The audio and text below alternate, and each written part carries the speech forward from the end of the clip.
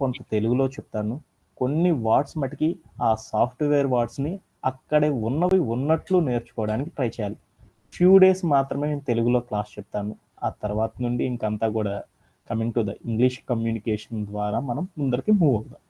So నేను చెప్పే ఒక చిన్న సినారియో ఏంటంటే ఈచ్ అండ్ ఎవ్రీ టాపిక్ అనేది చాలా ఇంపార్టెంట్. అందుకొని మనం ఏ చిన్న డౌట్ ఉన్నా సరే నెంబర్ ఆఫ్ సెషన్స్ కనెక్ట్ చేసుకుందాం అండ్ నెంబర్ ఆఫ్ వేస్లో మనం అర్థం చేసుకోవడానికి ట్రై చేద్దాం.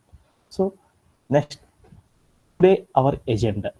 సో టుడే మనం డిస్కస్ చేసుకోవాల్సిన టాపిక్స్ వచ్చేతలకి so the first one is observation. Observation అనేది ఒక 20th సెంచరీలో అత్యంత ఇంపార్టెంట్గా మనం సాఫ్ట్వేర్లో ఎక్కువగా యూజ్ చేసే వర్డే అబ్జర్వేషన్. అబ్జర్వేషన్ అంటే ఏందో తెలుసుకుందాం today. At the same time intelligence అంటే ఏందో మనం డిస్కస్ చేస్తాం. And another next scenario software అంటే ఏంది, హార్డ్వేర్ అంటే ఏందో మనం డిస్కస్ చేస్తాం. అండ్ ఆల్సో ఆపరేటింగ్ సిస్టమ్ అంటే ఏందో మనం డిస్కస్ చేస్తాం. అండ్ అలానే నెట్వర్క్ అంటే ఏందో తెలుసుకుంటాం. At the same time internet అంటే ఏందో కాన్సెప్ట్ గురించి మనం ఎక్కువగా డిస్కస్ చేయడం అనేది టుడే క్లాస్లో జరుగుతుంది. సో ఎవరు కూడా భయపడాల్సిన అవసరం లేదు.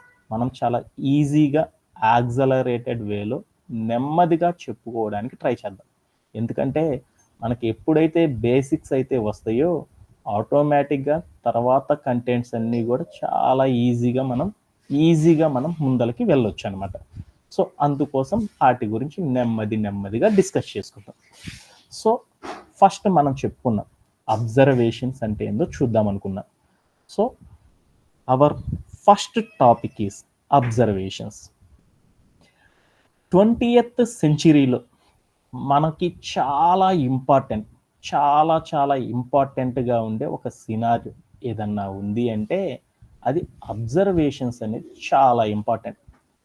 ఒక హ్యూమన్కి ఒక యానిమల్కి మధ్యలో డిఫరెన్స్ ఏదన్నా ఉంది అంటే అది ఒక్కటే అబ్జర్వేషన్స్ అనమాట. అంటే అబ్జర్వేషన్ అనే ఒక్క వర్డ్ వలన మాత్రమే హ్యూమన్కి అండ్ యానిమల్స్కి చాలా డిఫరెన్స్ అనేది ఏర్పడింది. ఎందుకంటే